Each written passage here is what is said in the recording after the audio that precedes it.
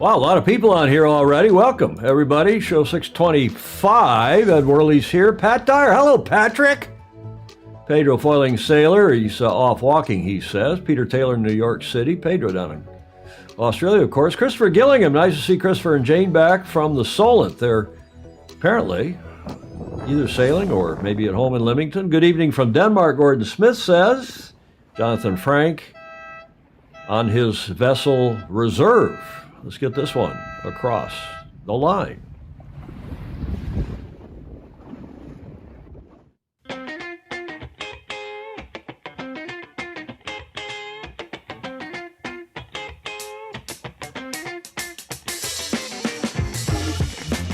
Greg Phillips on the Gold Coast in Oz. Australia, that is. We're going to talk about Australia and up his way, in fact. Jonathan Frank, lovely day of sailing, for sailing in Galveston Bay in Texas. Clayton Allen Embley, greetings from the Solomon Islands, working on a boat with SI in hand and a cold beer in hand, watching SI, I guess. Thank you, Clayton Embley. Who else? Rick Bannerow is in Charleston, South Carolina today. He was going to be on the show. We've scheduled that for next Tuesday, Julia. Gordon Smith. Oh, good. It was the invasion of Sicily, not Sardinia. Yeah, we were talking on Tuesday about the big invasion like D-Day, and it was Sicily, not Sardinia. We talked after the show with Gordon saying, the only big invasion that I knew of Sardinia was, Garibaldi maybe, but back in the Phoenician days or the Carthaginian days or something, right? And what was this about? Well, when we were talking about D-Day. And I know, but I remember, but why was it in Sicily? Well, it was part of World War II. Freedom, what a beautiful 12 indeed. We're going to talk about freedom. Hello, everyone from Salem, Mass. Chris Exley's on. Rob Fry, a fine day in Auckland, New Zealand. We got a lot of the usuals and some others on. Welcome to everybody, to all of you. Show number 625 for Friday, the 9th of June, 2023. Those of you on the East Coast have had a rough week. I think it's better today. I checked in with Mark Michelson, our weather guru, up in Idaho where the air is clear and crisp. But that was a shot I had on my Facebook page as Julie Ahrens checks in and says hi to all the Fozy, she in Cleveland. Even in Michigan, the breeze blew some of that smoke from those Quebecois fires down across. That's New York City on Wednesday, the sun over the Empire State Building. This is what it normally looks like in downtown New York. This is from a friend of Steve Adkins, who took and he's a sailor. And then this is what that same vantage point on Wednesday and Thursday as well. It wasn't so good on Thursday. I guess it's a bit better today. So I hope all of you are surviving it I know down in Annapolis, they canceled sailing. They've canceled and postponed sailing in New York and other places, Long Island, and outdoor activities. These last two photos from a gentleman, I guess it's a gentleman, Madhaven, Parthasarthi, I hope I said that right, friend of Commodore Steve Atkins, who's our Fozy from past Commodore of the Madison Beach Club in Madison, Connecticut. Thank you, Steve, for sending those through. Yeah, they're really good. They are good, aren't they, huh?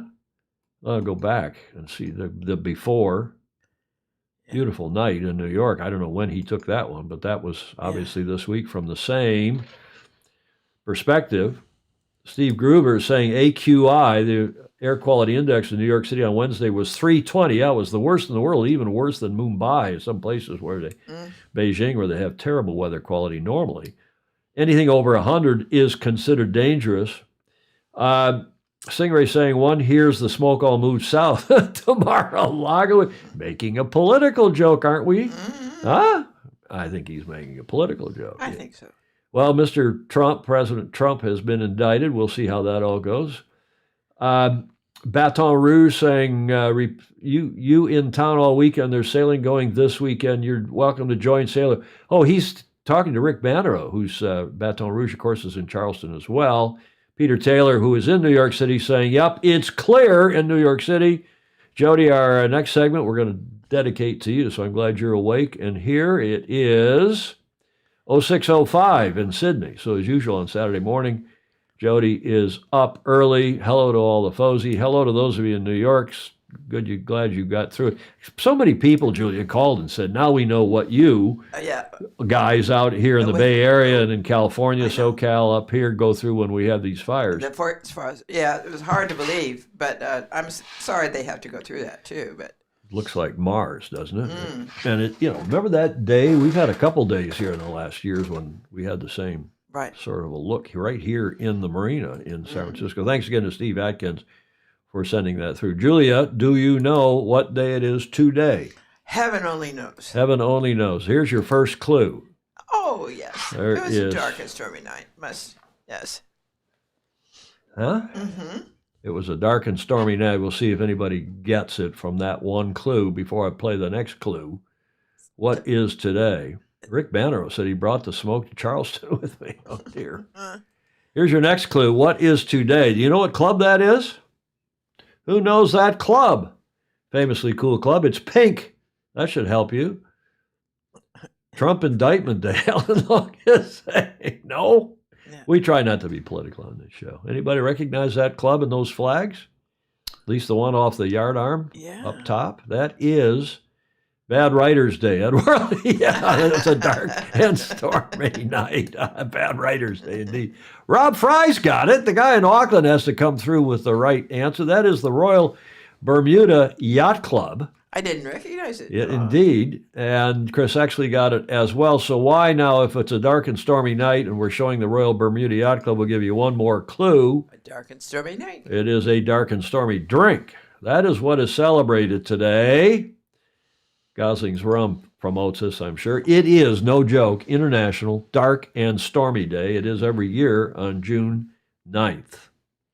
As it is today. It was a dark and stormy night. Well, it's more likely that it was a nice and peaceful day in the spring of 1806 when James Gosling, the eldest son of wine and spirit merchant William Gosling, embarked on a journey from England to America with 10,000 pounds of merchandise. Unfortunately, after it was a slow trip across, after 91 days at sea, his charter ran out. So James and his crew decided to head for the nearest port, St. George's in Bermuda. Instead of moving on from Bermuda to America, he and his brother Ambrose set up shop on King's Parade Street in 1824. Over the years, the Gosling family perfected their blending technique until they created their unique black rum, originally referred to as Old Rum up until World War I. Jody, I hope you're listening to all this. There will be a test. In the early 1900s, they began packaging their rum in repurposed champagne bottles and sealing them shut with black wax. From that moment, the rum became widely referred to as Black Seal. Now you know the whole beginnings of Gosling's rum, and of course, dark and stormy. The drink. To make a proper dark and stormy, you only need 3 ingredients. Gosling's Black Seal rum, Gosling's Stormy ginger beer. We have some of that here in the Beach Street Yacht Club, Julia. Yes. And a lime wedge. Real sailors will tell you to lose the lime, but others appreciate the extra zest. So here you go. Step 1. Fill a glass with ice. Step 2, add 6 ounces of Gosling's ginger beer. Put the beer in first. Float 2 ounces of Gosling's Black Seal rum on top. Garnish, if you're not a sailor, with a lime. Stir up a storm. What do you think, Julia? I like it, but I don't love it. Say, I'm with you. I'm with you. I'm happy with our tequila and soda these days. I know. Oh, I am too. And if you're going to have some rum, I'm happy to have a Mount Gay rum on the rocks with maybe a splash of water. Never Diet Coke, never orange juice. I was taught at New York Yacht Club when I joined in Soda, 1981. Not even soda. Mount Gay on the rocks. Yeah. Mount Gay neat on the rocks. Yeah. Maybe a splash of water if you're really a wimp, a wussy. But never Diet Coke. No. And never orange juice, God forbid. Jody Shields, wouldn't you know, has toured the Gosling factory in Bermuda. It was pretty cool. Yeah, Bill Wingrove, the Bermuda 1-2 is going on now. That's true. What's Stingray's? Oh, Stingray's got he's got something going with Chat GPT, I suspect. He's probably running our show now through Chat GPT. Steve Gruber says, Fever Tree ginger beer is way better than the Goslings. How would you know? But obviously Steve does. Jody says, Gosling were the minor sponsor of the Moth Worlds in Bermuda. I enjoyed the after-sailing drinks. Boomer Bland is saying tonic. I think he says Mount Gay and tonic, but that's a lot of sugar. That's a lot of sweetness, James Frederick. Major, not minor. Barrett's ginger beer. Oh, my God. We have got him going now. And Bundaberg. Who could do without Bundaberg? Indeed. Mueller's checking in from Miami. Ryman's checking in from Cape Town. Julie Aaron says she'll try it. I'm never opposed to trying new things, at least once. I added that. Bundaberg rum and a Coke is a serious challenger. I don't know about that. Coconut water, yes. Bundaberg, Fritz. Okay, enough of... Bundaberg is a great sauce for... sauce?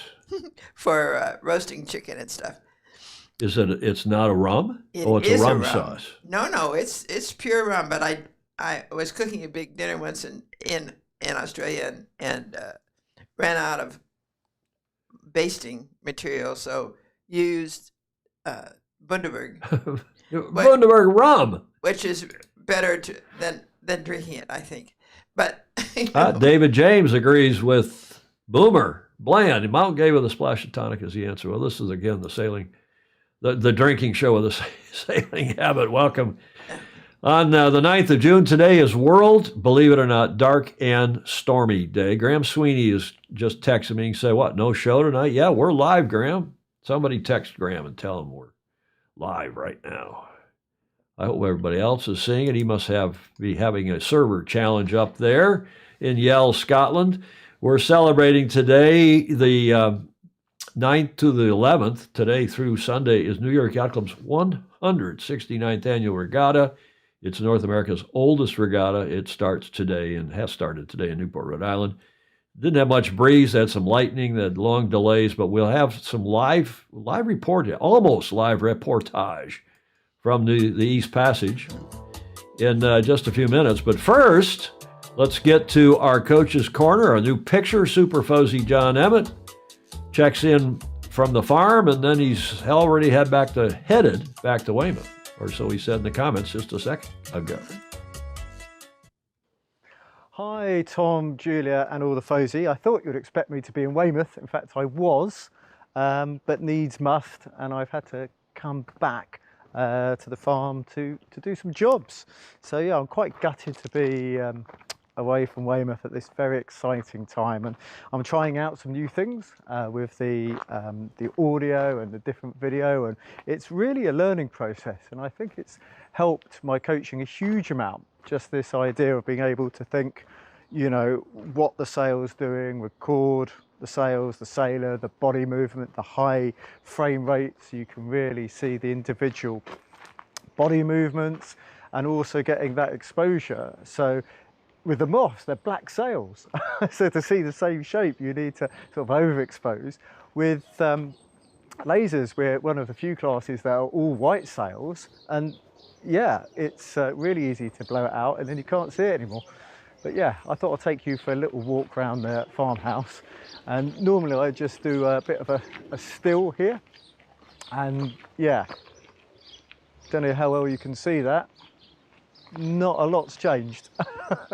So I think I'm probably going to stop taking you for a walk around the farm because it's not that interesting and not much is changing at the moment. So I'm going to have a bit of a think about that. But yeah, it's a nice day for a walk, collect my thoughts, and it's important to have that home time. Back to the moths. So as we try and get the camera to recognise me, and I have to say I'm very grateful for my glamorous assistant Lily.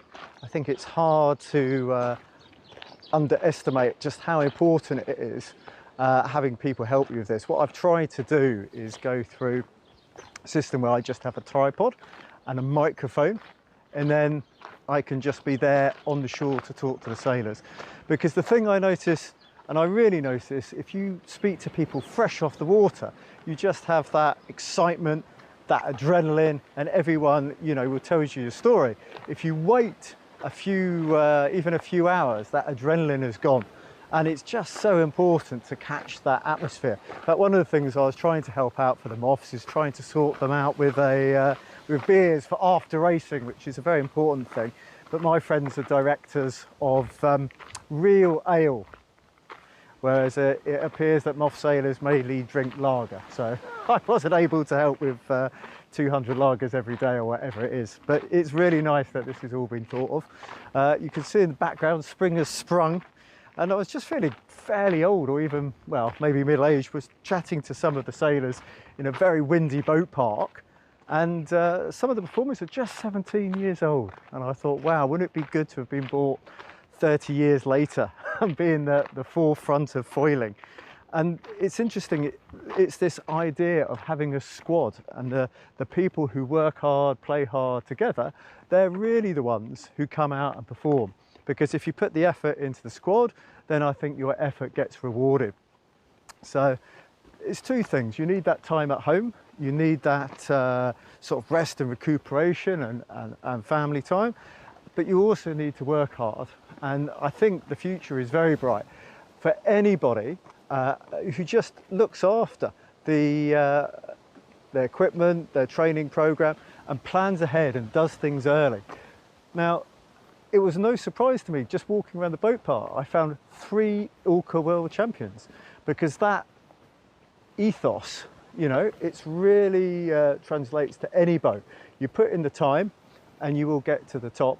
And there's a very good Australians, very good Kiwis, where they just have that work ethic. And you talk to all the top sailors, regardless of their discipline. And to me, somehow they all sound the same. That same ethos. So for interest, the Ilka World Champions, there was JB from France, Philip Ball from Germany, and of course TB from Australia. And I got them all fresh off the water, and they're all managing Olympic campaigns at the same time, which, you know, it just shows if you're focused, you can tick a lot of boxes. So I can't wait to get back to Weymouth. I've got to do a few more interviews, and hopefully the quality is getting better and better. But for me, it's more about the people I talk to. And actually I worked out, if I did 1 interview a day for the moths, I would definitely get nowhere near talking to all the people I wanted to talk to. So hopefully see you on the show. Busy time at the moment, but lots and lots to look forward to.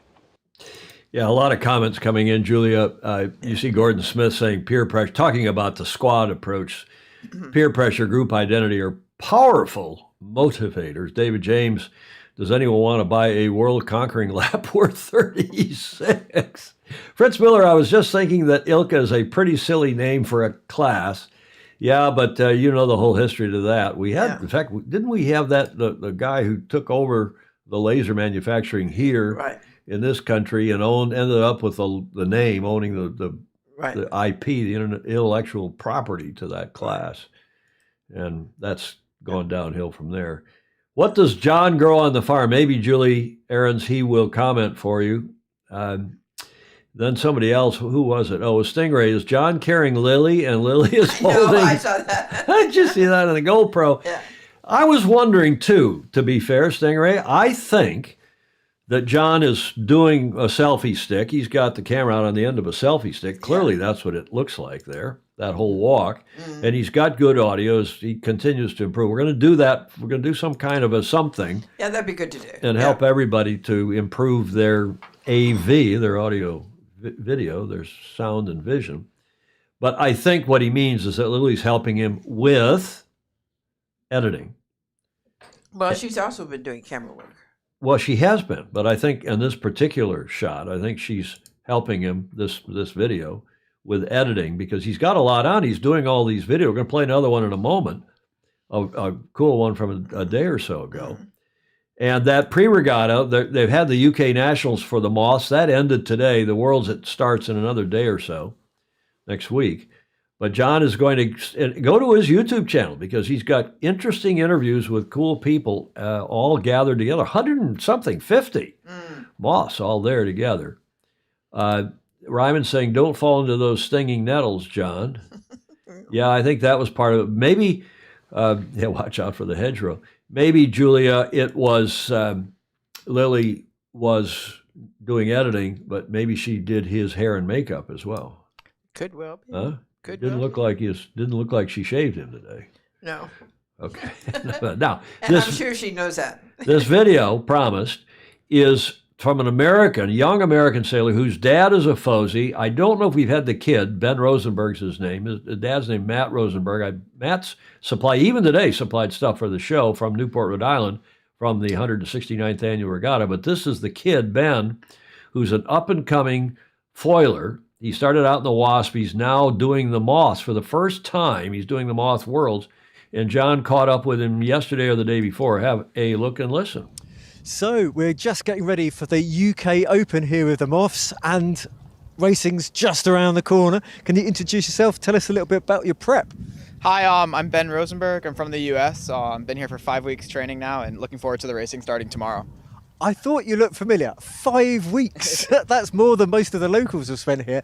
And you've been mainly tracing in a easterly? Yeah, it's been an easterly for most of the time. We haven't had a westerly in about 2 weeks now. So it's been, up and down, a little bit not normal conditions, but looking forward to some windy racing tomorrow. Yeah, I mean, the first 2 days of racing are the Open, and it looks like it's going to be pretty interesting for you guys. Certainly sailing be a spectator sport. Rumour has it, though, the Worlds itself, we might have southwesterly. It would be really nice to get a southwesterly back here. Yeah, and the windy racing will be really nice. Hopefully nothing breaks too bad, but I'm looking forward to do all the races and have a great time out there. And given that it's looking like it's going to be a breezy 8 races, who do you think's standing out? Because you've been here longer than everyone by the sounds of it. I think the American Riley Gibbs is going quite well. He's pushing really high numbers in the heavy wind. He's going upwind now with the small foils and the small sails. So, rooting for the hometown favorites. Oh wow! Okay, yeah, I seem to have interviewed a lot of people from the US. Do you have any particular thoughts about your day to day? Because you've been here for a very long time. What do you do in sort of real life, as it were, or you're a full-time off sailor? I just graduated college and then came straight out here. So just kind of sailing for now. I'm working with the U.S. NACRA sailing team, Sarah Newberry and David Liederberg.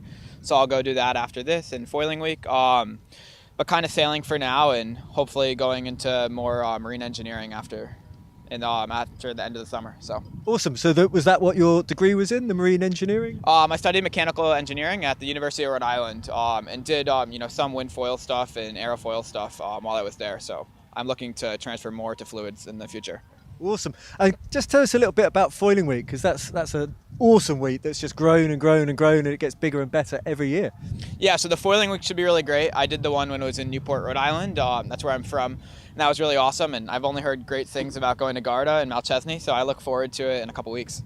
And finally, going into the class, top tips for people who are thinking about joining the Mothies. Yeah, I think, I only got my boat 5 weeks ago, and it's been a big transition for me. Definitely went through some gear, through some sails and stuff like that.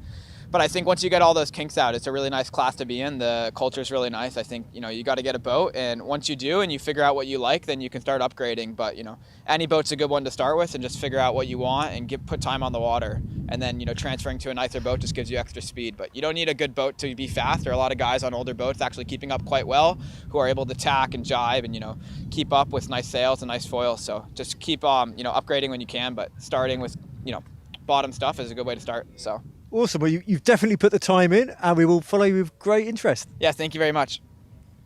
Ben Rosenberg, and I've met him once or twice. I know his dad quite well. His dad, as I said, is a Fozy. I think his dad's been on the show, and he sent us some things today. But for the kid to go over there after graduating college, spend 5 weeks with a brand new Moth. Now, he has sailed Wasps, the smaller one design version. And here is the results. Now, it's a little hard to tell. And I think these are not the final results. You see here, he's listed as having finished, there's Ben Rosenberg, Sail Newport, as a junior. He's listed as finishing 18th in these preliminary scores, but then later on, I think he ended up in his first Moth regatta finishing 15th. I think there's 100 boats in this regatta, something like that. That is the UK Nationals, which is the predecessor to the Worlds, which starts in due course in a few days. So bravo Zulu to Ben, and thanks to his dad for helping me get in touch with him. And thanks to John Emmett for doing that interview. We had the interview that he did with Thomas Semmons, the young Brit kid. And if in the cadet, was it the cadet class, whatever he was in, if you didn't see that interview from Tuesday's show, go back and have a look. It was at the top of the show or here in the A block. It was wasn't it a terrific interview, Julia? Absolutely. And Ed Worley is absolutely, no, it's not Ron Rosenberg's son, Steve Gruber's asking. It's Matt Rosenberg. It's a different family. Ron Rosenberg's the West Coast family from Long Beach. This is the Rosenbergs from Rhode Island. Rhode Island. And Matt Rosenberg's the dad. And it's just wonderful to hear a kid who's bright, comes out of college, is so enthused about the sport, right? Right. And Ed Worley, I agree. Good points. Get a boat and get in the water and go sailing. Go learn it. And that's what he's done. And he has the resources, apparently, and the good guidance from his family to get over to John's neck of the woods and spend 5 weeks preparing. Then he's going to Foiling World, go see Andrew Pindar and the gang at Malchesney. We argue about how to pronounce that properly. But that gets us through John's report. Julie, you were going to say? There Go was ahead. a comment from Andrew Pindar. Oh, Pindar on here, replying to Gordon Smith. In the meantime, Boris Johnson has resigned hours after handing out the Brexit gongs to his acolytes. Politics. We got Brexit Boris over there, and we got Trump over here, and we got Biden in trouble with the $5 million alleged payment. We don't want to talk about that. We want to talk about how cool John Emmett is. Get to the front of the fleet. Thank you for that report, Super Fuzzy John Emmett, who likes to remind us, Julia. Yes.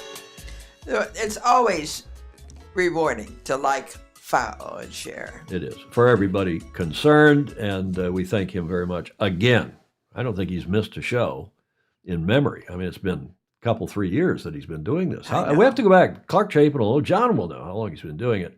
Bravo Zulu to the New York Yacht Club. This is their, as we said, the 169th annual regatta. It's the oldest regatta in North America since what? 1840 something. And they are fully into it today. It was a little light, and they still managed to get a race in. We'll tell you about that in a sec. But the 169th Annual Regatta, North America's oldest annual regatta, will feature 3 great days of racing, including the separately scored Around the Island race today. That's around Connecticut Island, which separates the East Passage from the West Passage in Narragansett Bay. Competition will take place in ORC, PHRF, and One Design classes, as well as for classic yachts and multi-hulls. And that shot underneath the graphic, of course, is the New York Yacht Club's IC 37s, the Invitational Cup 37s. They are also racing as a fleet. But Bravo Zulu to New York, and they, of course, now have Harbor Court since 1988. The annual regatta was first run on July 17th, 1845. How lovely. Julie, you and I weren't even as old as Almost, we are. yeah. We weren't born then, were we? Oh, no? We were not born then. Nope. On the Hudson River was where it was first run. 9 yachts started the 40-mile race with the 45-ton Signet. It's French for... Signet. Well, we'd say Signet, but it's French for swan, isn't it? Signet? Yeah. Isn't it? Yeah. Pindar has to tell us he speaks French. Winning within a elapsed time of 5 hours, 26 minutes. The race was run in or near New York City until 1988. When the purchase of Harbor Court in Newport gave the club a waterfront clubhouse from which to run all its regattas. Ryman says that means baby swan. The current format, featuring Around the Island race on Friday and 2 days of buoy or navigator course racing, has been in place for more than a decade. Another feature of this year's regatta is 12-meter racing. In fact, it's happened regularly, and we have some friends sailing.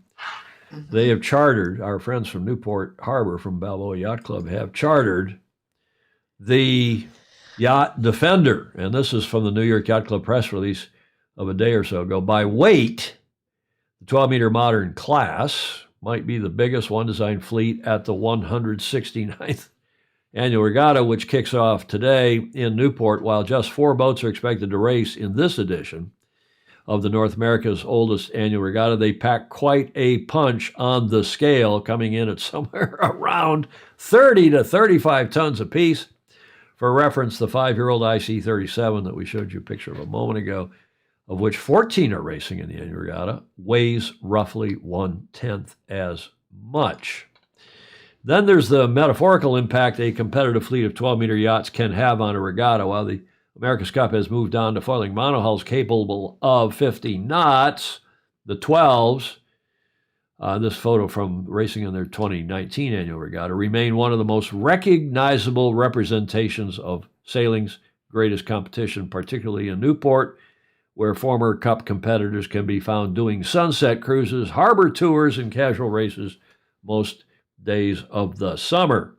Each 12-meter built since in the last 70 years carries an indelible connection to the America's Cup.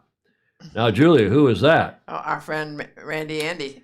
Andy Rose, wose, as he's better known. He sailed Who is Rose in that picture? He is a bit rosé. This is from this morning. That photo is from this morning, but it's going with the press release. Andy, of course, a veteran 12-meter racer in the America's Cup, and he says, quote, "I use the word majestic to describe them," unquote, says former America's Cup tactician Andy Rose, who has chartered Defender, US 33. You remember whose boat US 33 Defender was? Your old boyfriend. Oh, yeah. Tom Blackwell, yeah. from here, from St. Francis. So he's chartered Defender. He's got a bunch of the guys that I have sailed with on It's Okay. They've chartered it for the Annual Regatta. He says, quote, "The America's Cup was a huge part of my life, a life-changing experience. It was on 12s, and I fell in love with the boats. They're big, heavy beasts, but when you sail them well, it's a thrill. To have all those boats on the starting line, it's just fabulous." And by the way, after this regatta, I don't remember now if the press release says this, but they have their North American and World Championships in Newport later this summer. Andy goes on to say, or the press release does, that Rose is a member of New York. He hails from the West Coast, of course, where he regularly races his 50-footer It's Okay, the Alan Andrews 50. He's bringing much of his crew from that program east for the Annual Regatta. Some are 12-meter vets, most are, in fact. Others are younger sailors who will be racing aboard a 12 for the first time. Passing along, I love this, and Andy does this so well, passing along to the next generation of sailors an appreciation for the sport's history is a joy for, as we call him, Rosé. And he says, "I've taken over the years a lot of young guys on my boats to the various America's Cup Hall of Fame inductions because I want them to understand what an amazing sport this is and that they're following in the footsteps of a heck of a lot of people over a heck of a lot of years. Bringing my team to the Annual Regatta is worth it when you get a young person and they step down onto a 12-meter for the first time and look up. The expression is worth every penny." Oh, yes. That's from Stuart Shirley's press release. Stuart, a longtime friend. He's the New York Yacht Club Commerce Director. Thank you, Stuart, for that. And then I'm pleased to report we have live to tape. This is just from a couple hours ago as they towed out. Julia, this is an update. We're found about 4 or 5 knots of wind in the east passage, so we're going to be cutting the boys loose for a little practice. We'll try and get you a video once we get out there. Talk to you soon. Bye.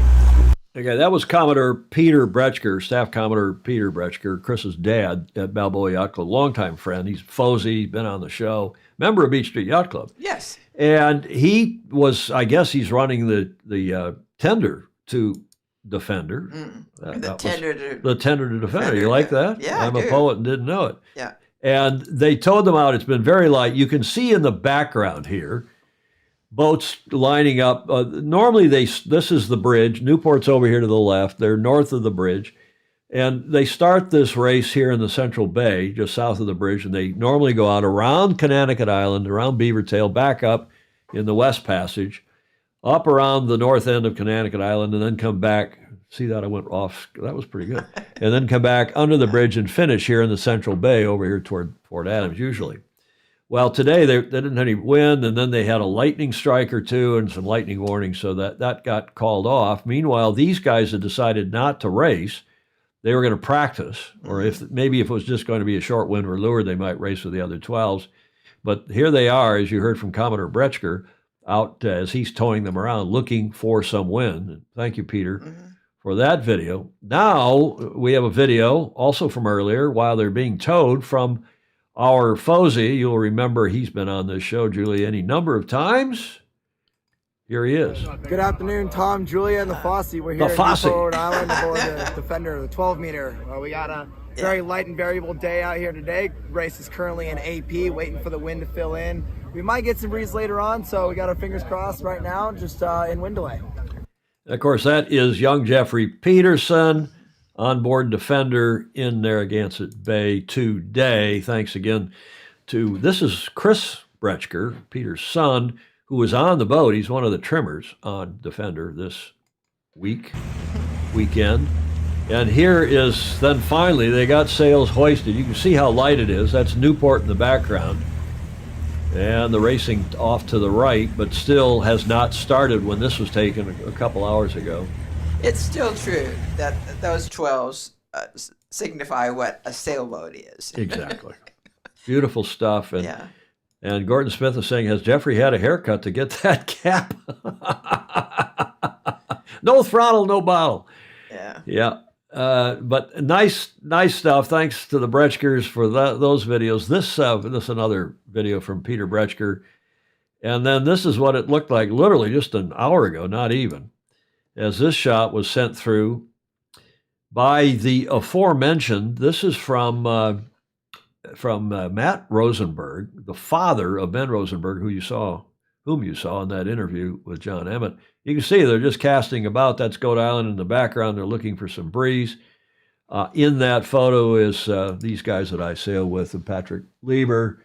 This is, we call him the terrorist, David George.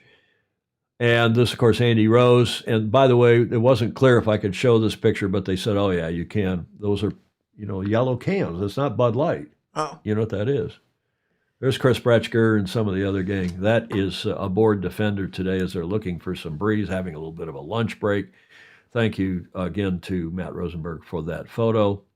And we'll show you at the end of the show, they did finally get a race off, not with the 12s. I think the 12s sailed in, but the other boats in this 169th Regatta did start. They just sent them on a kind of a windward lure. They went out to Castle Hill, which is out toward, it's just into the Rhode Island Sound, and then turned around and came back. They didn't go all the way around Connecticut Island.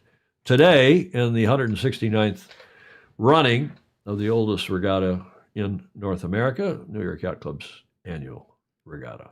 Racing continues tomorrow and Sunday. Yeah. Julia. No, Andy always does things first class, and it's fun to see that going. Well, and of course he did. He was the first American to go sail for the Foreigners. He sailed in 1977 with Australia One, with Alan Bond and co. against Ted Turner and Gary Jobson. They lost, was it 4-1? 4-0 or 4-1, I can't remember, to Turner and Jobson. And of course, Andy and Gary were the tacticians. Mm-hmm. And that's when New York said, we better stop having Americans go sail with foreigners. That, we might lose the cup if that continues. When I joined New York Yacht Club in 81, the first thing I helped do, I was then executive director of USYRU and knew something about the rules. They said, we got to write the this eligibility rule. Right. And I always called it the Rose or the Rosé rule ever since. Yes. And of course, that's morphed into other things today. As the nationality rule was it was kind of toothless.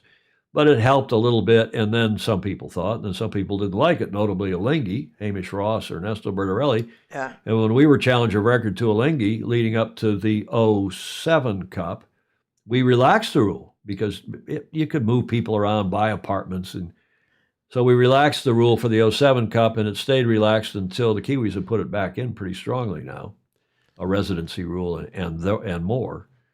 For with the last couple cups. So that's a little bit of history of Andy and the 12-meter and New York Yacht Club, and probably more than anybody wanted to know. I'm really proud of this segment, Julia. Okay. You're going to like this. This day in history, the 9th of June, 1803. Any idea? 1803. The 9th of June, 1803. Do any of you Aussies know? Maybe some of the Aussies will know. Look at all these political comments here. I'm looking through the comments while we see if anybody knows what happened on the 9th of June, 1803. Ed Worley reminds me it was 4-0. Yellow cans, Del Shandy's, no Baton Rouge. I think they're Pacificos, I think. Not 100% sure. They might not even be beer. They might be soft drink. It's not Coors. A tin of 4X, no, I don't think so. Hi, Don Lunabos. Up in Sonoma, wine country. So classy, all of this. Yeah, the fantastic 12-meter. Yes. Nothing better. Tommy hanging from Fatima. Hi, Tom Fishbeck. He's in Portugal. What else? Anything else on here? Yellow can. Anybody know what happened on this day in history? The 9th of June, 1803. Here's a clue. Is that when they made their first visit to Australia? No. No. There's your first clue. That is the HMS Investigator. Aha. Anybody know? Still nobody knows. You Aussies should know your history. This is an Australian thing. This is a 1937 etching, so fairly recent etching of this boat, this ship, tall ship, HMS Investigator, by an Australian named Geoffrey Ingleton. First round of prisoners dropped off. Yeah. Wingroves. No?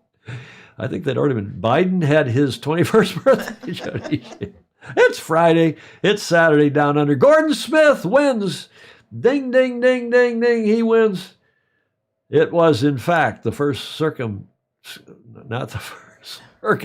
of Australia, first circumnavigation of Australia. This was the Captain Matthew Flinders, I guess. Yeah. Who lived from 1774 to 1814, known as Stingray, not the first transgender. He was a British navigator and cartographer who led the first inshore circumnavigation of mainland Australia. You have to parse the words here. You have to qualify this. Yes. Then called New Holland. He is also credited as being the first person to utilize the name Australia to describe the entirety of that continent, including Van Diemen's Island, now land. Tasmania. Island, it is an island, but thank you, Van Diemen's Land. Thank you. It's a good thing we have Julie here to keep me on the straight and narrow. Now Tasmania, a title he regarded as being, quote, more agreeable to the ear, quote, than previous names such as Terra Australis, or Australis. Mm-hmm. So that is that gentleman.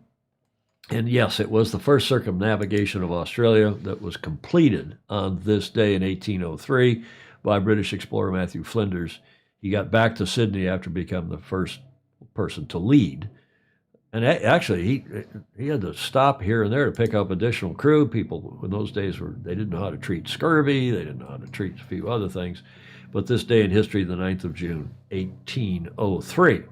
Now let's look more closely at this chart, because Julia, up on the top, oh yes, is the Gulf of Carpinteria. Carpinteria. Only they say Carpinteria. And they spell it differently. They do. Now this name, this is a bit of tautology, but the name derives from the Gulf of Carpinteria, a name used on Dutch charts since 1700. We're not quite sure why the Dutch used it on charts when they explored that part of the world, or first charted it at least, but it has nothing to do with the Carpinteria where many of you will remember Julia is from, here in California. This is a lightship named Carpinteria, and I thought this was an interesting side note. One of the 4 lightships built for the Commonwealth of Australia. By the way, Graham Sweeney, up in your corner of the world, they were built up in Scotland in 1916 and 17. And they are now at the National Maritime Museum, Darling Harbour, there in Darling Harbour in Sydney. Mm-hmm. So we carry on here. Now, this is this beautiful bay and beach. It's called Karumba. I love the word. Mm-hmm. Karumba Beach in the Gulf of Carpinteria. I don't know how to pronounce it. You Aussies will remind me. But there are other places with the same or similar name, others in Queensland. But you see there, you can see I clicked on it earlier today before I took this screen grab, Carpinteria in California. It's also an Amtrak station, Julia. It's your hometown. And then there's another Carpinteria in San Luis in Argentina. Mm-hmm. So your Carpinteria looks like this in California. Beautiful shot. Julia's hometown, which is just by Santa Barbara down north of L.A. And it has a distinction of being one of the places that Cabrillo stopped in 1542. Cabrillo being the Spanish conquistador, really. Yeah. Explorer who settled, or who at least tried to settle the West Coast. But this Carpinteria in Spanish means carpentry or immediate. What's it actually mean? It was named because the sailors saw Indians on the beach making boats, and they had wood and Carpenter goop, tools and goop from the oil. The trees that seal the goop from where? The oil oozing up from the ground? Yeah. Wow. And they sailed it, and there were 3 complete tribes living there, and off that they had perfect weather in Carpinteria on the beach. Yeah. And it's a small seaside town, as you've gathered, in Santa Barbara County, north of L.A. It's we don't care about the population, but the point is the city embraced the slogan back in 1912 as world's safest beach. Is it? There were no recorded drownings or shark attacks or shark attacks. Okay, well, that's the world's safest beach in Carpinteria, Julia's hometown, and there's where it is. As I said, it's up the coast from L.A., right next door to Santa Barbara and Mendocino, which, of course, is where your favorite prince is living now and his croutonic Canadian wife, yes. Prince Harry. Yeah. No orca attacks in Carpinteria, Peter Taylor wants to know. No. And he's also saying, yeah. But there've been orcas going by there. Warren Schasser, who's in Brisbane, says Carpinteria, I assume. Did I say that right, Warren, is how they pronounce it down there. And Stingray saying is Carpenter area, an old choir style. Doesn't right? Come on. Tangents, yes, this is another tangential. You never know. You never know where we're going to go. And James Frederick Bland, Carumba Beach. I don't know. How do you say that? Yeah. Okay, well, there it is. And did you know it on Wikipedia, Julia? I'll bet you didn't know this. How many famous people there are from Wikipedia, including Maxwell Caulfield, the actor, Kevin Costner, the actor, Warren Christopher, the former, Warren Christopher, the former U.S. Secretary of State, Ellen DeGeneres, Jesse James, who's the actor, not the crouton, not the crook, Ashton Kutcher, the actor, Dennis Miller, the comedian and talk show host, Alan Thicke, another actor and game show talk host. And did you know that Wikipedia lists you, of course Julia they do. Hirsch, Wedekind, Yacht Club Commodore, and talk show host? Look at that. Huh? Yeah. Look at that. Guess who put that on in? Wikipedia. Huh? Yeah, sure. I thought that Carpinteria is quite a famous place. I don't think all those people are really from Carpinteria. You don't? Mm-mm. That's what Wikipedia says. Well, maybe in some yeah, there were some interesting people, but I don't know that it was. Okay, well, that may or may not be true. I could have put that in correct and croutonic, but it's true. Julia's famous, and she's from Carpinteria. Whether there it is, you can see it right there. How can you refute that, Julia? Stop it! God. Yeah. Bravo, Julia, the celeb, Peter Taylor. Maybe Peter Taylor got in there. Maybe Stingray got into Wikipedia and put that in. I don't know. Julia Ellen, yeah, like Ellen. I don't think so. Okay, enough of fun. Let's get to the ocean race because they started on Thursday. They've already gone past Kiel. It's been quite a week. Very light start, but then the breeze picked up a bit. And before we get into all that, let's go to the controversy, although this is starting again to sound like one of these tempests in a teapot. Remember this guy, Kevin Escoffier, famously good sailor, who sailed from Newport to Aarhus and then apparently took himself off the boat. This is what Tip and Shaft is reporting today in that famously good newsletter that comes out free from France every Friday. I commend it to you. You can subscribe for free. Comes in your email inbox. What is known about the Kevin Escoffier case? Last weekend, out of the blue, Kevin Escoffier announced that he was stepping down as skipper of Wholesome PRB for the final weeks of the ocean race, following an alleged incident, quote unquote, with a woman from his team in Newport before the start of the 5th stage. Since then, the French Sailing Federation has taken up the case, and apparently World Sailing and the Ministry of Sport in France. Tip and Shaft took stock of this sensitive matter. I'm just excerpting a couple paragraphs from their long report. You can go read it on their website or get their newsletter. The story starts on the evening of May 15th in Newport when the Wholesome PRB team is about to complete the logistical challenge. Remember, they lost their rig. Remember that, Julia? Oh, yes, lost their rig indeed. down off Itajaí, off of Brazil, right after the start. Had to find a ship. Had to get their boat shipped up there to Newport. Had to find the new rig, get it installed, and in time to do the race. Right. All of which they did. So the 5th leg of the ocean race, after dismasting off Brazil, yada, yada. Several members of the team meet at a local bar, the appropriately named the Fastnet Pub. Mm-hmm. Then an incident, quote unquote, involving Kevin Escoffier and a young woman from the team then occurs, according to Tip and Shaft. Mm-hmm. It goes to the point that last Saturday, Escoffier decides, according to Tip and Shaft, Escoffier decides on the eve of the import of Aarhus to stand down and give up his participation for the balance of the race, talking on his Instagram account of this alleged incident. A press release from the team at the same time reveals the composition of the crew for the 6th stage, and it does not mention Escoffier. So to date, this is a quote now from Kevin via Tip and Shaft. To date, there's still no testimony, meaning no formal allegations, I think what he meant in French. Kevin Escoffier said in a French newspaper, if only out of respect for all the protagonists in this affair, and in an incident like this, that I consider that I don't have to give my perception, my testimony, or explain facts through the press. I don't blame him. Yeah. I will reserve that for sports institutions. I think he means if and when they ask me to. Yeah. So he's just staying cool. When asked if the incident had been resolved internally, Escoffier responded, quote, there are several solutions to resolve this type of problem. First, from person to person, and that's what had been done in Newport, he said before they left and raced from Newport to Aarhus. And he said it had been resolved, he thought, in Aarhus. Or we can use the help of institutions is the other alternative. We had done the first solution internally, but today there is also media pressure for it to also be studied by the institutions. And in both cases, I have said that I will be available.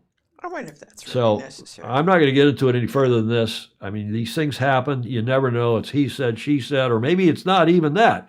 Because until somebody makes a formal charge and says, hey, I was abused, I was harassed, I don't like to get into this stuff, but of course it's all over the media, and I think it should be a lesson for all of us that until there are formal charges filed, Julia. And facts.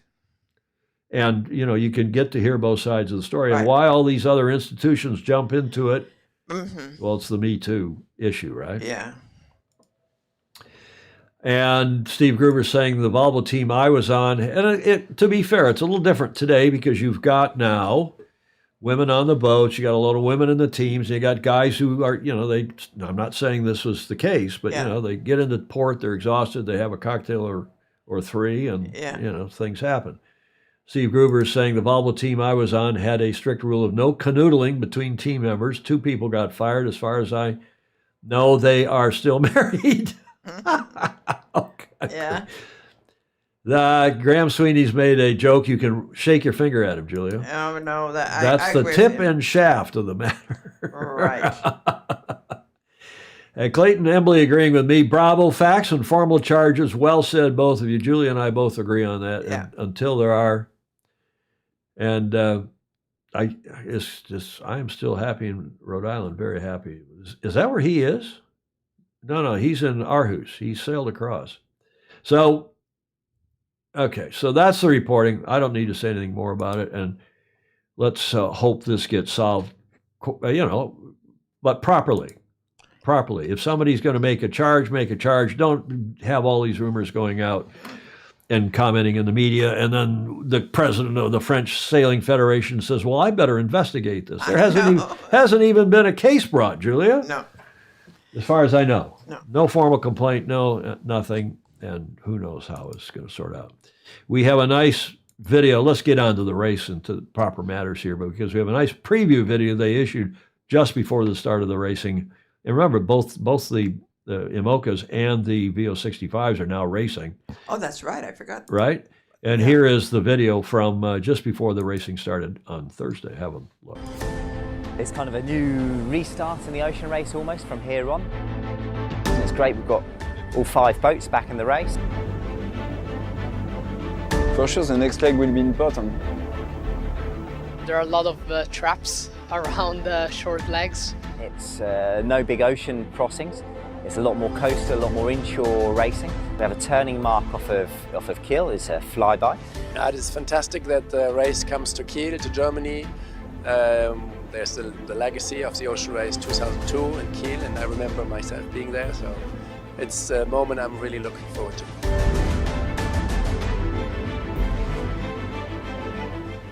Not a lot of sleep. And we come back up north, exit the Baltic and into the North Sea. And then we come all the way down around the coast into The Hague in the Netherlands. It's going to take a lot of concentration from the start to the finish. There's a lot of stuff we have to navigate. We're navigating down the coast. The Baltic's quite shallow. We've got to be very, careful with the shallow areas and sandbanks. I think the big key points in this is there's going to be really light winds at the moment. We have a high pressure system over the UK, which means there's not much wind here. And there's lots of rocks, there's lots of traffic separation zones, wind farms, especially once we go into the North Sea. Often these exclusion zones sort of create tactical options, and you've got to make sure you take the right lane. So I think it's going to be a race that's really requires a lot of fluidity, dynamic decision making. Anything can happen right to the end with this weather system we've got. Yeah, we are switching from a leader position to a second position, so it means that instead of being hunted, we are the hunter now. Everything is possible on the next leg. Our mission now, it's we are really happy to bring the boat here in Europe in good shape. Push at the max, do our best to show to the people and for the sponsors that we have a good team and we need a good result now. We just can be proud after to have tried. And sometimes that works, and sometimes that don't work. Turn the mics up here, Julia. Yeah. I'm going to go back to that other thing just once because Julie Ahrens has made a good comment. Guys and gals have just got to keep their cool at after-race parties. If you can't hold your liquor, go home and go to bed. Not necessarily paired off, just behave and be grown-ups. Quite sure. But back to this video, back to the race. Gordon Smith also makes the point, as you heard from some of the gang in these videos, terrific video. I thought that was a great preview report.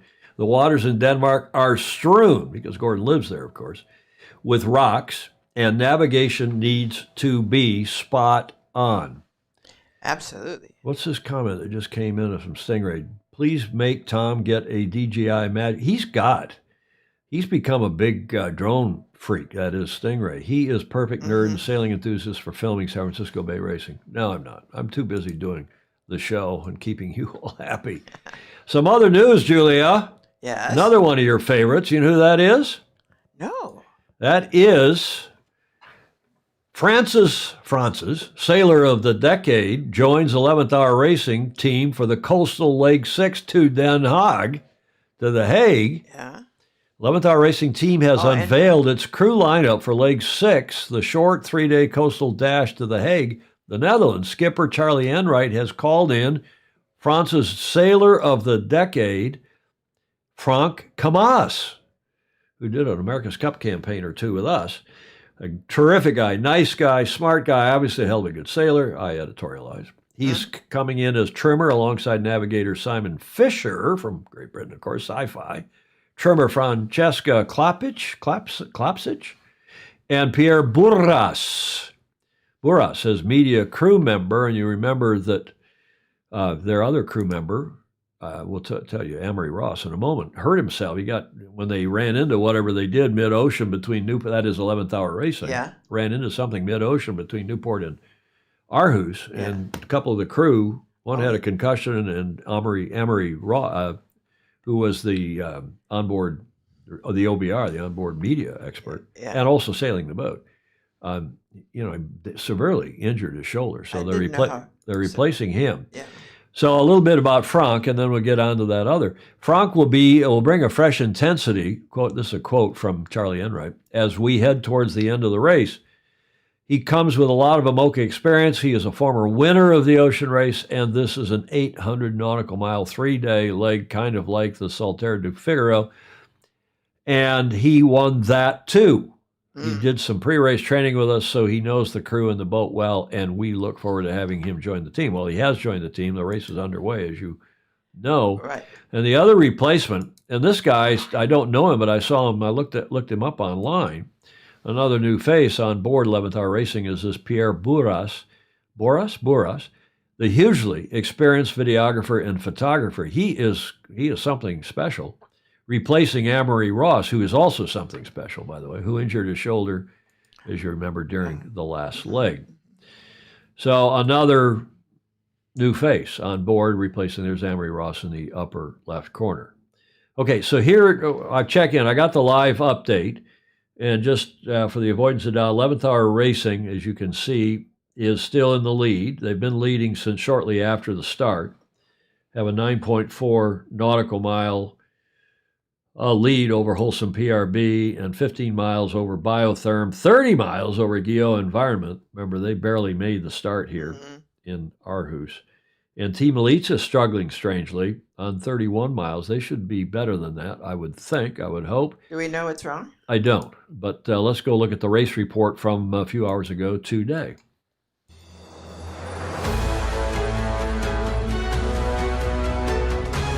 I have to voice these. The Aarhus stopover put a great show, but a dying breeze in the late afternoon put a premium on concentration and light wind sailing. Overall race leaders 11th Hour Racing made a strong start in leg 6 of the ocean race.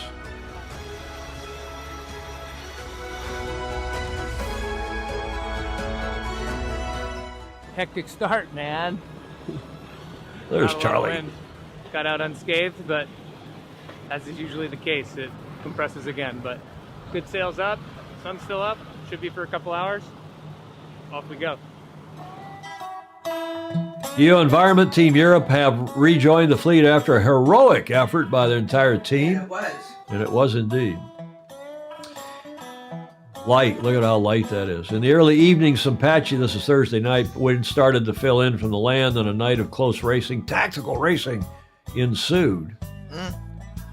Down to Kiel, where it was light again. Jamie Taylor.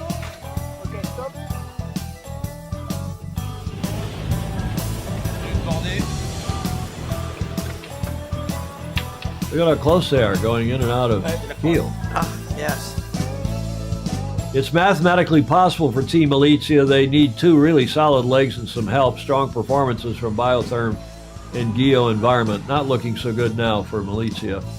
They're in 5th. How was your night, Rosie? Good. Yeah, it was actually good. Rosin Kuiper. It was quite fun. Lots of sails, well, lots of maneuvers, lots of jibing, but it's so nice to be back in the water.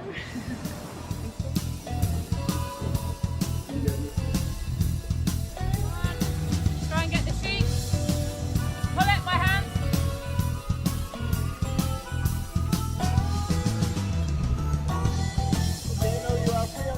We have some turns in the downline for the socket for the A2, so once we need to drop it, we need that ready, so we send Phil now up the mast to get it cleared.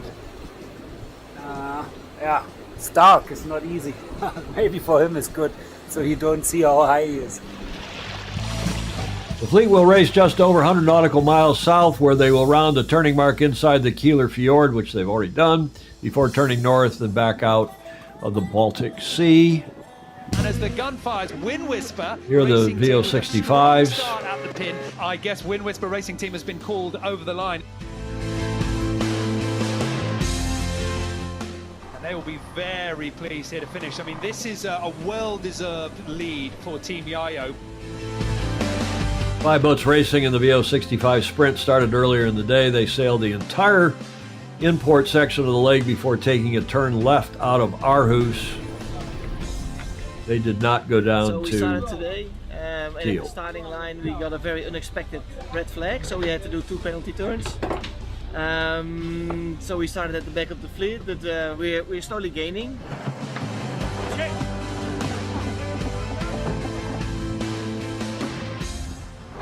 Since 2 a.m. local, we've been sailing at 20 knots with very, very fast angles. We just made a sail change and we are a little bit faster now, so hopefully we can keep close with the leaders and find our opportunity later. The VO65s are now heading north, reaching in good wind on a course that will take them along the Norwegian coast. That'll make my mother happy. So that's it. That's the race report for today. I'll check back in on the, that's live, 11th hour racing, 9 nautical miles and change ahead as they are heading back up past Aarhus. What time is it now? It's 21:06 UTC, so 23:06 CET, just a little after 11 p.m. there. And Team Malizia, I don't know what their problem is, but they're well down. Maybe Jody Shields, he's commenting.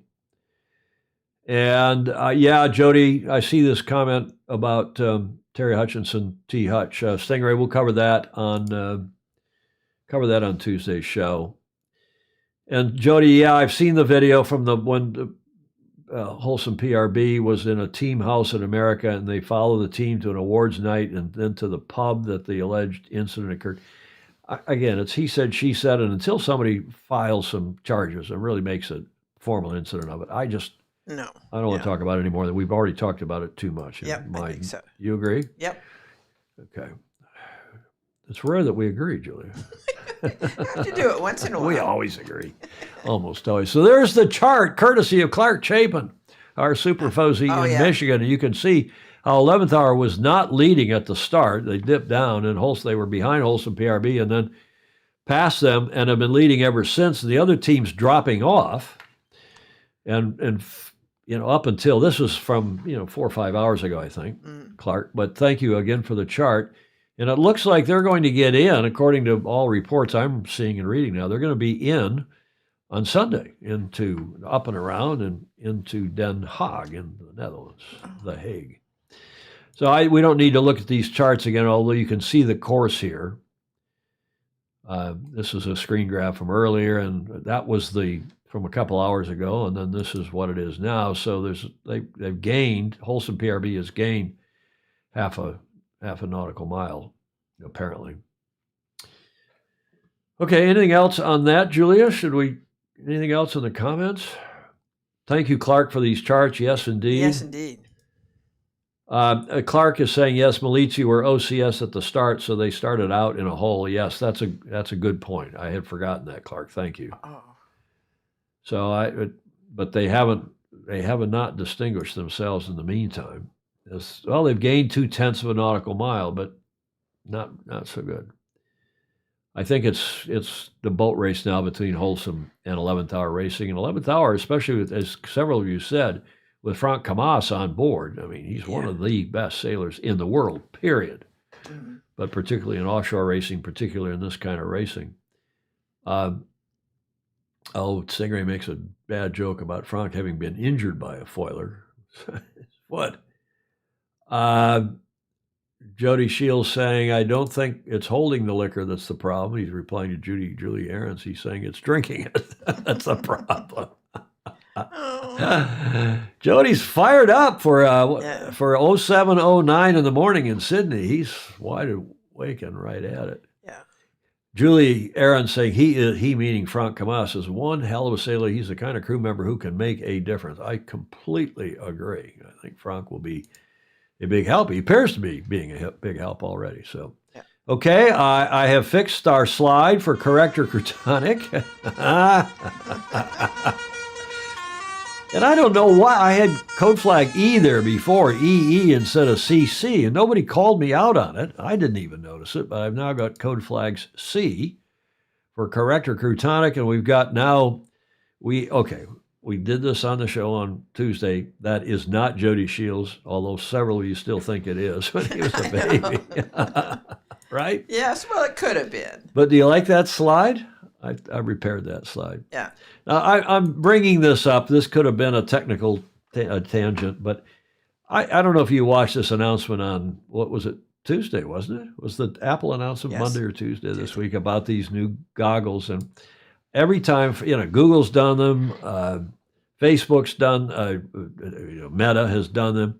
And these glasses are supposed to be cool because you can see, can you see that you can, this picture isn't very clear, but you can actually see the eyes of the person. So it's supposed to reduce the barrier between yourself and the person wearing these things. Well, those aren't her real eyes. Oh, yeah? That's a camera. This is a technologically complicated device. Not only are there screens inside that your two eyes are looking at, but then there's a camera on the backside of those screens facing out, showing your eyes so that the person can see if you're looking this way or, it's supposed to make this thing somehow, what do they call them? Vision Pro, Video Pro, whatever they're called, make them somehow more approachable. Well, the idea is, and they're $3,500. 2-hour battery life with that cable on the side runs down to a battery pack. You're going to wear this in an airplane and watch a movie? I'm asking you if these things are correct or crutonic. Are you going to buy one? Stingray will probably buy one. Well, I'd like to try one, but I don't think I really need one at this point. I'm going to wait to the third iteration. Well, that's what you did with your Apple Watch, right? Yeah. You don't have your Apple Watch on. No. I don't know if this is correct or crutonic, but you're also, this is the only thing that sort of piqued my interest in the PI. How do you spell piqued? Piqued? Yeah. Graham Sweeney, I agree. He says I'd rather go sailing. Ed Worley, technology in search of a use, crutonic. Clayton Embley saying, whiskey, WTH, if you want approachable look for my $1 million smile. And Chris Beckwith pointing out that the Meta goggles do all this. This was the only thing that I thought was somewhat interesting. With these goggles on, that's supposedly what you're looking at. Instead of having, like I do here in the studio, Boku screens in front of me, the 32-inch screen here, 32-inch screen there, and the smaller screens here. Using those goggles, you put them on and they project the screens in front of you. And apparently there are cameras on the side that see your fingers doing touch gestures for expanding the screen. This is apparently a mouse click. Yeah. And you can sit there and do things with your fingers looking at these screens. I haven't done my reading on that.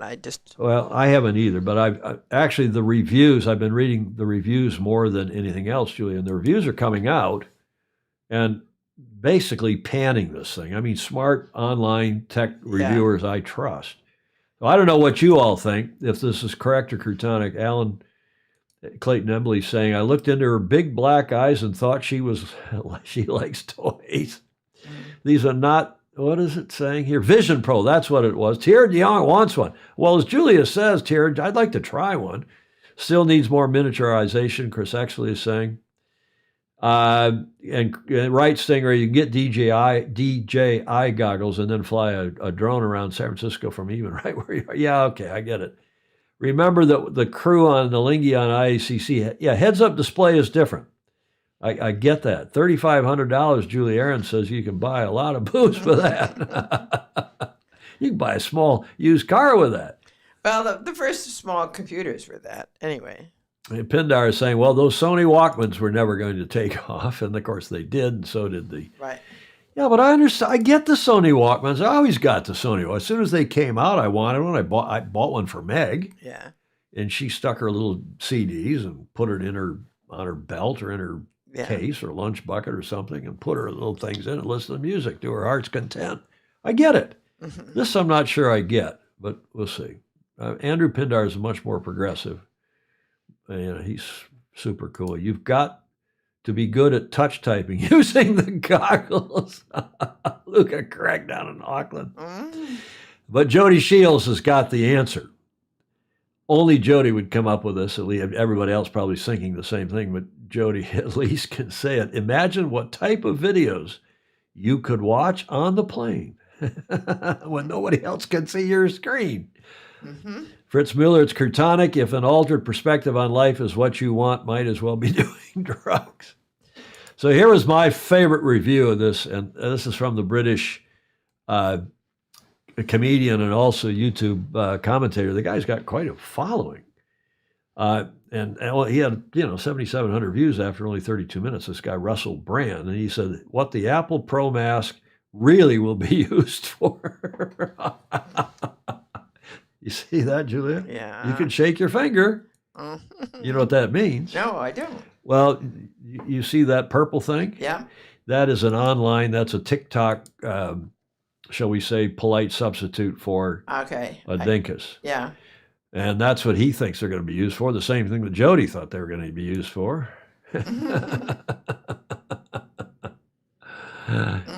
What else? And I think at 12, I bought X-ray vision glasses out of the back of a comic book. Yes, and they worked.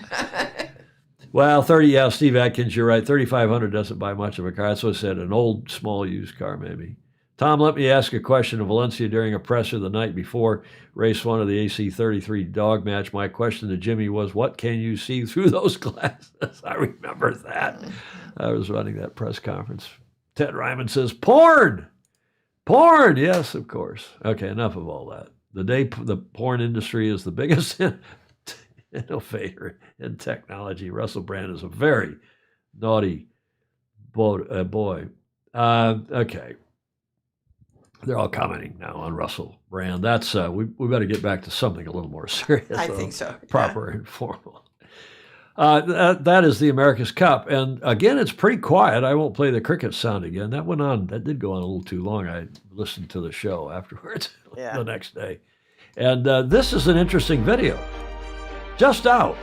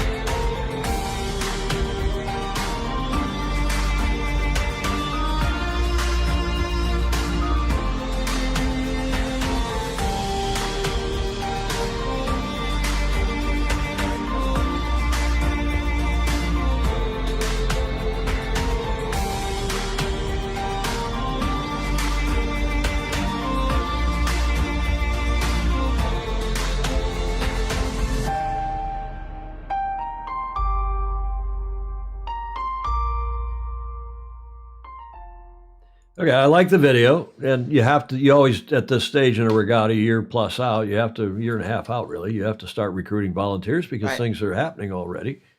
And as I say, a nice video, but I'm going to make a prediction here. I've had a discussion with several of you on the comments. We talk with a lot of our FOSI, we talk right through the week. Right. Back and forth, especially after shows. And Joe Holtzman agreeing it's a very impressive video. But here's the problem, and I was having this discussion with, who was it, Daniel Gruen? No, it was another one of our folks, I won't mention who, saying this is going to be great. It's in Barcelona. You got 350 million people in Europe within a few hours flight. They're all going to come down and watch it. It ain't going to happen, folks. And so. Julie Ahrens, I'm sorry to say, it didn't happen in Valencia. It isn't going to happen in Barcelona. Here's the other problem in Barcelona, is that there are so many things going on in Barcelona. There's the huge telecommunications conference. There's entertainment. There's bands. There's the normal tourism and people going and looking at the Sagrada Familia and all the other stuff that's going on. This regatta is I mean, even the F1, the Formula One, which happens every year in Barcelona, it's a big event, it's a popular event. It's a little, this regatta, because it's in a huge city like Barcelona, is kind of a, a pimple on a bump on the, on the shoulder of Barcelona. And I'm sorry to say it. I hope I'm wrong. Tell me I'm wrong. I sincerely hope I am, because I'd love for millions of people to come and watch it. Yes. But even here in San Francisco, remember, until Oracle, Team USA, did the big comeback. We were down 8-1. Nobody was watching. Nobody was paying attention. That's true. And then day by day, day after day, and it got closer. And then people started writing about it. And then people started to think that it was really going to happen. And when that went on, then people suddenly in San Francisco took notice. Right. And came down to the waterfront, and then the last couple of days was a big deal. And even so, it wasn't that big a deal. There were 1 million people down there over the course of the regatta, probably. Yeah. Or so the port of San Francisco said. Yeah. But it's not going to happen. It's better for the America's Cup to be in an island, to be the big fish in a small pond, like it was in Newport, Rhode Island for all those years. It was the big fish in a small pond. It was a big fish in a small pond in Bermuda. It was a big fish in a small pond, Cowes, the Isle of Wight. It was a big fish in a small pond, relatively speaking, in Perth and Fremantle, because Perth is the most remote capital city on the face of the planet, capital of WA, Western Australia. And no one had ever been there other than Aussies to speak of. And we all flew down there, and people came from around the world. It was a hugely successful event. Yes. And people are saying, oh, well, that was you got to do it in a place like Barcelona where there's 350 million people within a few hours flight. Excuse me. You don't have to do it. You can do it in Perth, WA, and be the big fish in a small pond, and a lot of people will show up. And most of what goes out from wherever it is will be electronic. And most people these days will watch it electronically. You're absolutely right. They'll watch it on the tube, they'll watch it on YouTube. So I don't see that Barcelona is going to be a huge attraction. I think I'm sorry, Julie Ahrens, I think Mr. Dalton and the Kiwis have made a big mistake. It would have been a much bigger deal and a better deal in Auckland. Even in San Diego, San Diego's not that big a town, but it was lost in San Diego. And of course it was, offshore, so it wasn't right on the shore. I hope I'm wrong. I hope everybody's there watching. I hope millions of people come watch it. But don't hold your breath. That's all I'm saying. Sailing is a lot like equestrian sports. It's a niche sport, Clayton Ebley's saying. Peter Taylor, Tom, I agree with your assessment of AC interest in Barcelona. The comments are rolling in here now. Let's see what actually unfolds. Yeah, I hope I'm wrong. Thierry de Jong agreeing the big fish should be in Auckland. Unless the tickets cost minimum $5,000 like in the NBA Finals, none will volunteer to get close to the game. We'll see. In AC32 Valencia, it sure looked like 90% or more were just locals strolling through with baby prams and such. Yeah, Stingray, I think that's fair. But remember, too, having lived there for 9 years almost, that's the way it is on the beach down there. People stroll. They love the beach. It's a beach town. It's one of the few cities in the world that has a big, beautiful beach in town. I mean, it's a municipal beach. So it was hard enough getting the press to the event in Valencia. Graham Sweeney is saying, yes, I was getting all kinds of gift packages to get me. He's a superb photographer, that Graham Sweeney, now semi-retired. And Clayton Embley agreeing 100% if you want sailing fans and sailors to show up, go where the sailors are. It's not rocket science or brain surgery. Jody Shields, imagine volunteering so multimillionaires can sail multi-million-dollar boats so they can make more money while you work for free. Sounds like a great deal. Well, it depends on, I think, Joey, it's a little unfair. Some people will volunteer because they want to be on the inside of the action, but it depends on the culture. Spain does not have a big volunteer culture the way Southern California, for example, does, or the way Australia does, for example, and other countries as well. They want to be paid. In Spain, we had that experience with the Valencia Cup. Everybody wanted to be paid a day rate to be a volunteer and to work in the media center or to work ushering people in and out of the village. Okay, any other comments? That's my view, although I like the video. Oh, yeah, I think Andrew good. Pindar. It would be much better off if the cup were in Cowes or if it were in Scarborough. Absolutely. It would be the big fish in a beautiful pond there in Scarborough, and people would come out in droves. I watched, I remind all of you, I've said this before on the show, when we had the 12-meter worlds in 88 or 89, up almost to the Arctic Circle in northern Sweden, in Luleå. Talk about a big fish. There were a dozen, 12, something like that up there. And every man, woman, dog, child from 100 Ks around Luleå came, including all the young girls, I tell you, the sailors. The sailors who were mostly male at that point, loved it. Some of the judges did too, if I remember well. Oh, yeah? Graham Sweeney says, yes, I am finally retired. 88, Rob Fry reminds us, in Luleå. Yes, 88. And Graham saying, I'm finally retired. I've been for 4 years. You'll have the tax man looking for me. Yeah, the event is going ahead one way or the other. The question is whether it will be success that drives a big enough return to the whole. Yeah, that's a good point, Clark Chapin, that drives a big enough return to the host city that they'll want to host it again. Otherwise, they'll have to go looking for another desperate sucker municipality. Wow. Can I quote you, Clark? I just did. Maybe Bermuda has a short memory. Okay. Luca Craig, talking about the return in Auckland. I mean, that's the other point, is that to try to promote this as the second coming of Christ, or of an event, Julia, that's as big as the Olympics. We used to say, it's second only to the Olympics and the World Cup soccer, right. And you could throw in one or two other sports. It's not true. It is a niche sport, as Clayton Embley and several others of you have said. It's a niche sport, not of huge interest to a lot of people other than sailors. And are we going to attract? No, okay, enough. I'm going to stop. Jody Shields, Tom, we looked at going to the AC, but the event has 17 days put aside to just get potential of 8 races. This is crazy to spend this much money to watch 8 by 15 minutes racing. Good point. Okay, enough. I'm sorry, but I hope it's a huge success. I hope millions of people come.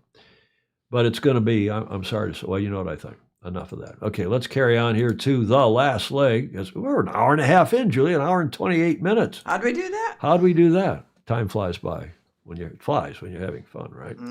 The last leg, I have a cool video for the last leg.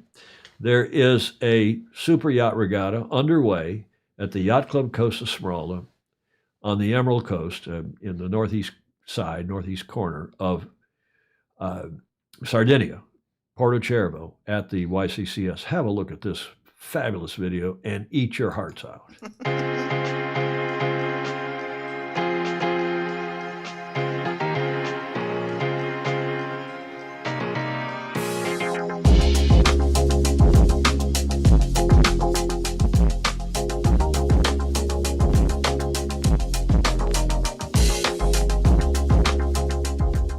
For all these super yachts out there today, especially on B, flat water, 12 knots breeze, the scenic beauty of this area going up into the alley, this doesn't, honestly, it doesn't get much better than that.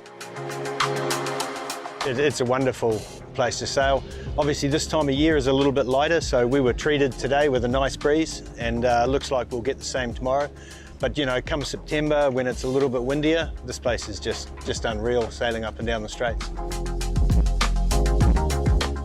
I think today has been a great day. To be honest, personally, I don't care about the final result. You can win, you can get the last place, but here the win is to enjoy sailing in this beautiful corner of Italy.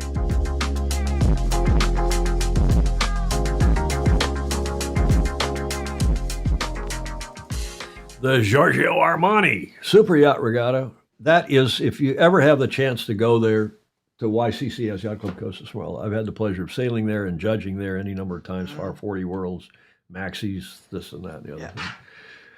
And it's one of the garden spots of the world.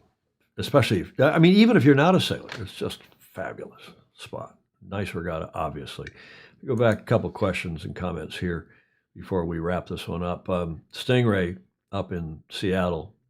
The Barcelona mayor, yes, as a leftist lady, socialist, was just voted out. I mean, she was not just a socialist. She was way out to the left. And she's the one that did the deal with Mr. Dalton. The new guy may or may not help with the ACIS situation. Let's hope he helps out because they're struggling to raise money. Yeah.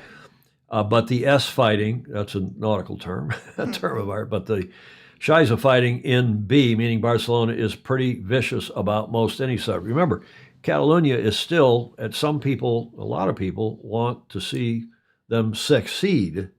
Secede. Yeah. Not succeed. I know. Secede. I'm the one. Secede. I've got to pronounce that properly. Yeah.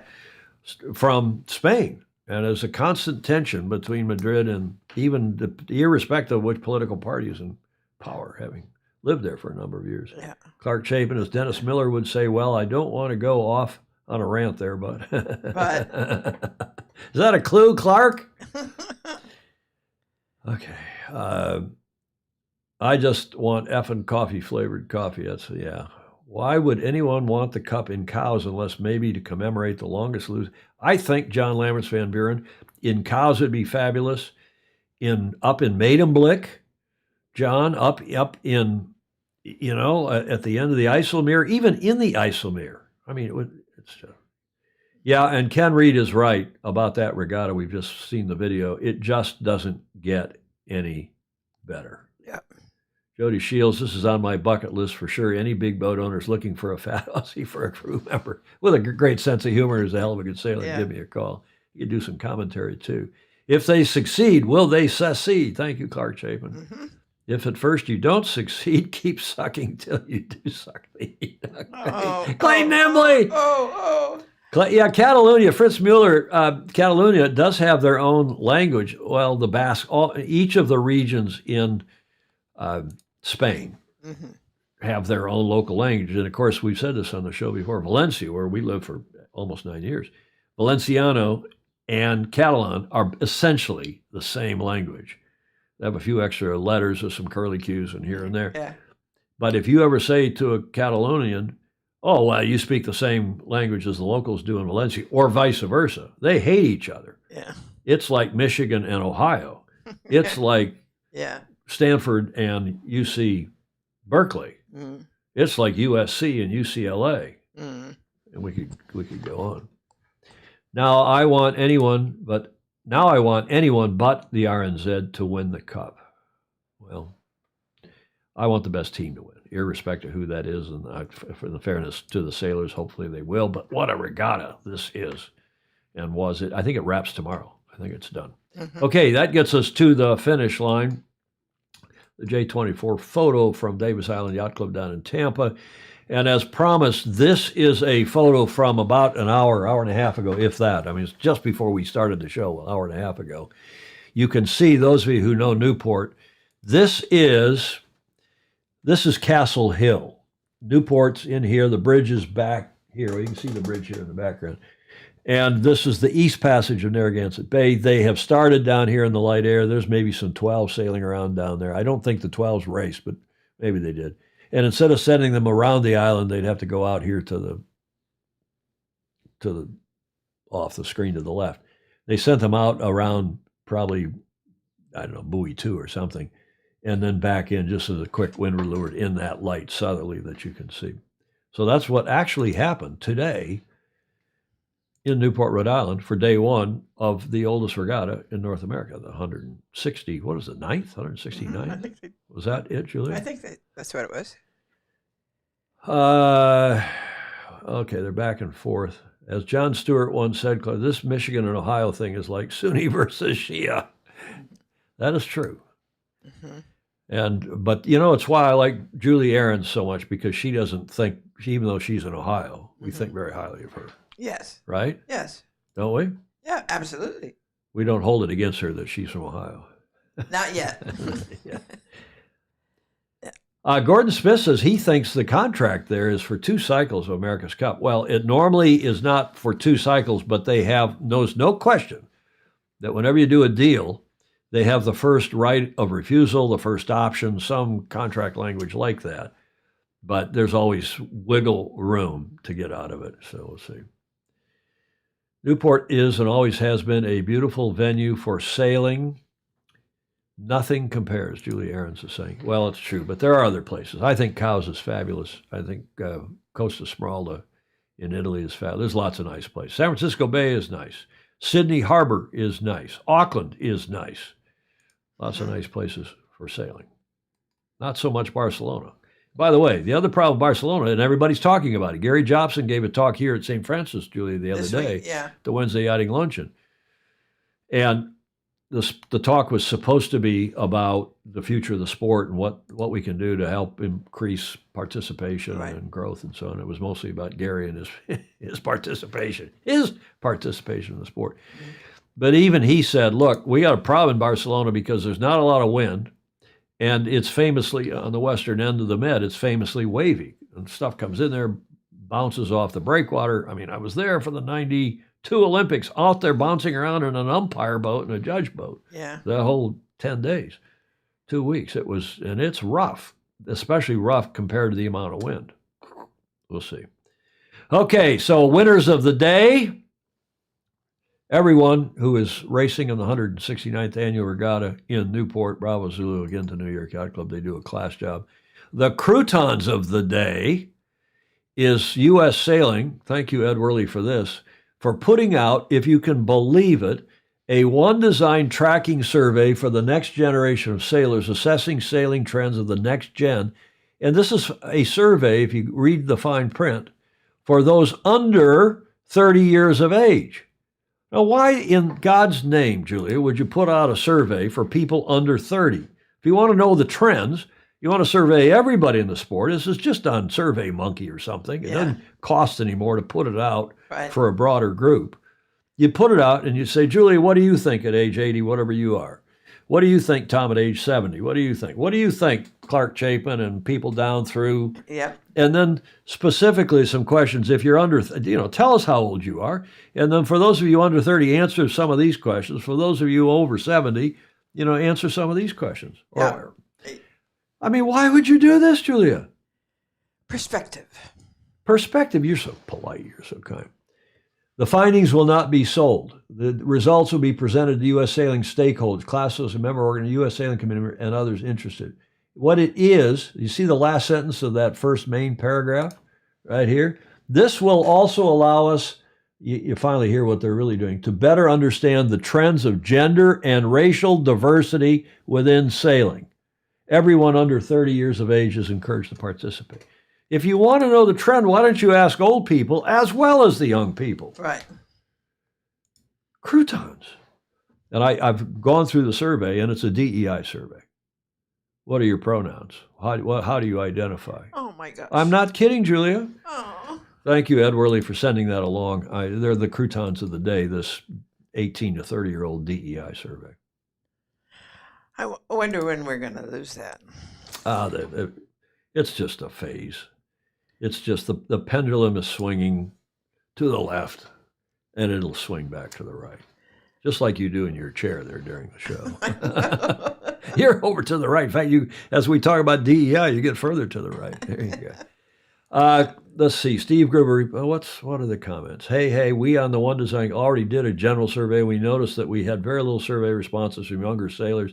This is why the second survey was generated. Good luck, Clark, if you think that's going to generate more. Fritz Mueller agrees. U.S. Sailing with me. U.S. Sailing picking a demographic, trying to figure out how long they will survive. It's the top-heavy governing body of our sport. But Clark was right. They probably did send it out to everybody, and it only didn't get any answers from anybody young. Well, you think this is going to help? I don't think so. They don't appear to be interested in hearing from people who don't sail, which might actually be the people you should be interested in. Good point, Gordon Smith. Mm-hmm. Good point, Gordon Smith. I'm afraid of the water and I can't swim. Well, those are issues. Those are real issues. I know. I mean, I know. There are a lot of people, especially people from the inner city, particularly people who've never been exposed to water or swimming. I spent many years recruiting that. Exactly. I know. Yeah. How do I can't swim. I'm afraid of the water. And there are a lot of people like Dennis Conner. You just say, well, Dennis Conner doesn't like to swim.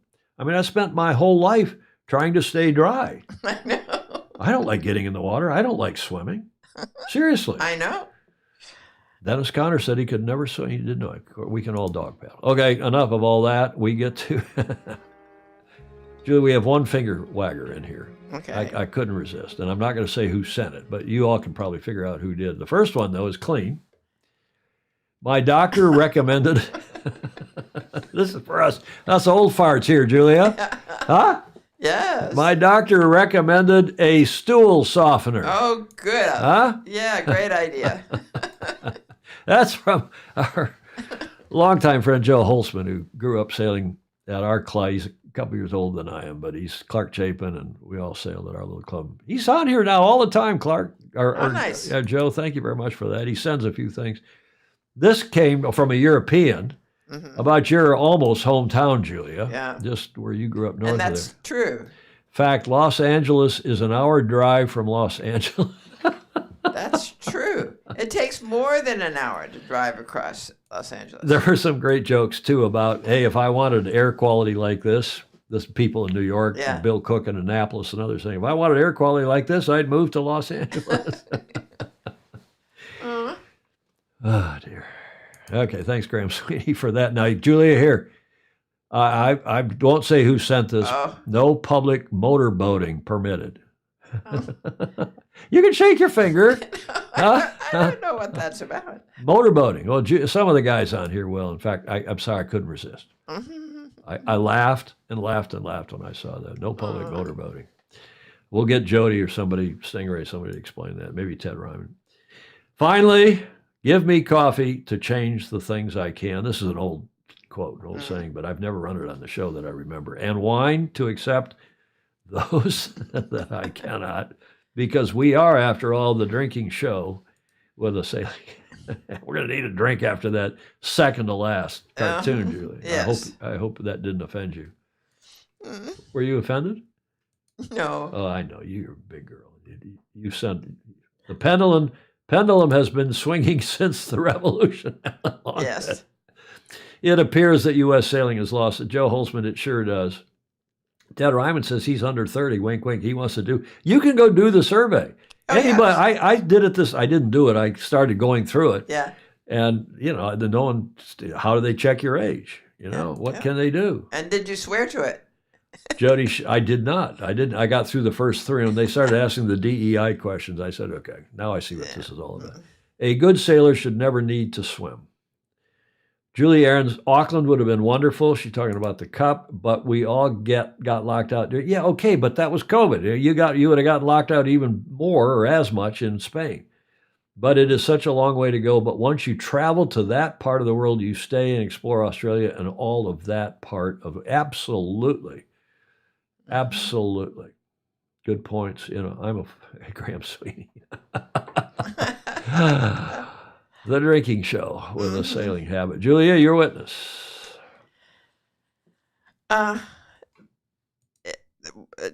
Take this opportunity to like, follow, and share, and see and follow up on it just to see what happened. Indeed. And if you're watching in replay, as we always say here at the bottom of the show, comments are welcome, even in replay. We go back and look at them.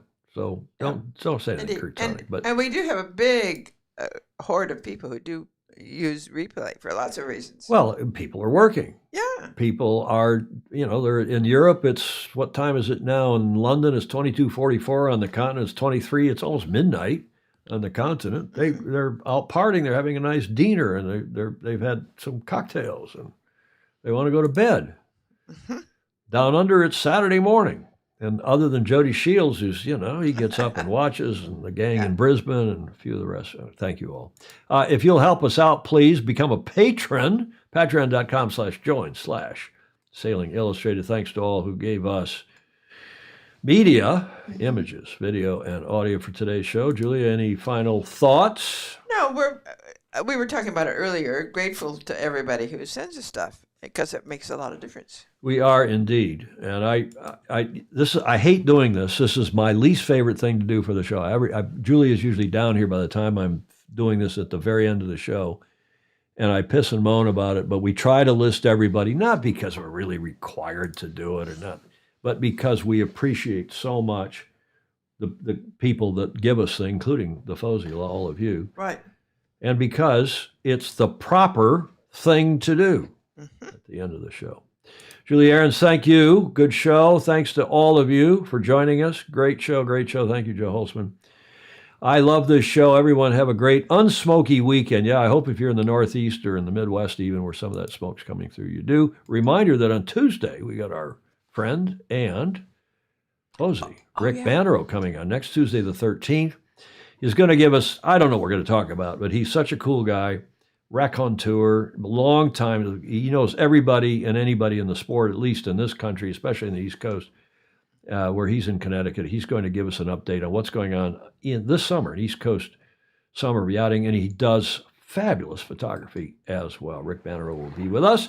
Hope you have a great weekend. Wherever in the world you are, we'll see you on Tuesday, same time, same channel. In the meantime, sail fast, sail safe, and have fun. Ciao for now.